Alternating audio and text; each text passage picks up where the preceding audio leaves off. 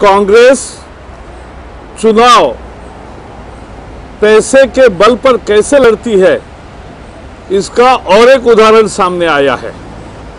महाराष्ट्र में स्थानीय निकायों के चुनाव चल रहे हैं और नगर निगम के चुनाव भी चल रहे हैं। वहां अमरावती नगर निगम में 1 करोड़ रुपए की कैश कल पकड़ी गई और वहां के विधायक है शेखावत जी, जो कि अपनी राष्ट्रपति प्रतिभा देवी सिंह पाटिल के सुपुत्र है। और उन्होंने बाकायदा लिख के दिया, जब पुलिस ने पूछताछ की, कि ये पैसा कांग्रेस पार्टी ने कैंपेन के लिए भेजा है। भारतीय जनता पार्टी इसकी फौरी तौर शिकायत जो है वो वहां के राज्य चुनाव आयोग में कर रही है, क्योंकि ये राज्य चुनाव आयोग के अंदर चुनाव होते हैं।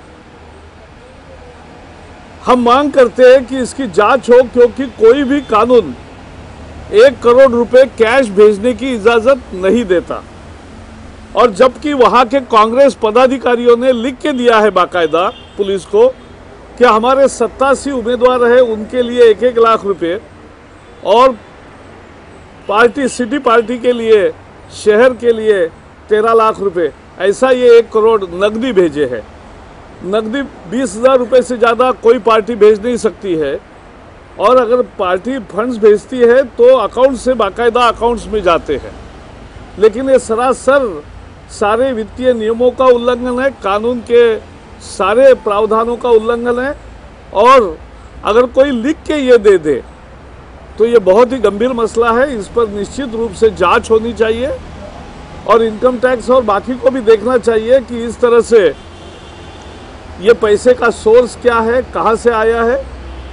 और इसलिए ऐसे पैसे के और बाहुबल और धनबल के आधार पर जो चुनाव लड़ने की कांग्रेस की हकीकत है वो आज सामने आई है। इसकी हम भर्त्सना करते हैं और जांच की मांग करते हैं कि जो अमरावती में इतना धन पकड़ा गया है उसका कहाँ से आया है। और इस तरह से लिखित अगर देते हैं पदाधिकारी कि ये पार्टी से आया है तो बिल्कुल इसकी जांच होनी चाहिए, क्योंकि ऐसा भेजने का, कोई कैश भेजने की इजाज़त किसी को भी नहीं है। एक मिनट बता रहा हूँ। सलमान खुर्शीद का 3 दिन 4 दिन होने के बावजूद भी अभी तक सलमान खुर्शीद चुनाव आयोग की माफी नहीं मांगते हैं, इस्तीफा नहीं देते हैं और प्रधानमंत्री उनको बर्खास्त नहीं करते हैं। कांग्रेस का संवैधानिक संस्थाओं के प्रति क्या रुख है, इसकी ये मिसाल है। और कानून मंत्री ही अगर कानून की धज्जियां उड़ाने लगेगा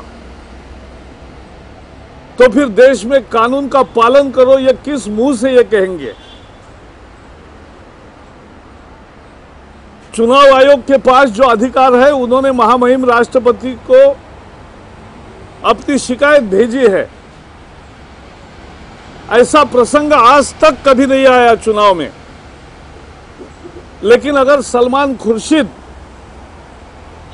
अभी भी अपनी भूमिका पर कायम है कि लगा दे फांसी, मैं मेरी भूमिका पर कायम हूं, तो हम भी कहते हैं कि दे दो इस्तीफा और फिर अपनी भूमिका का पुनरुच्चार करो, तो हम मानेंगे कि आप में कुछ दमखम है।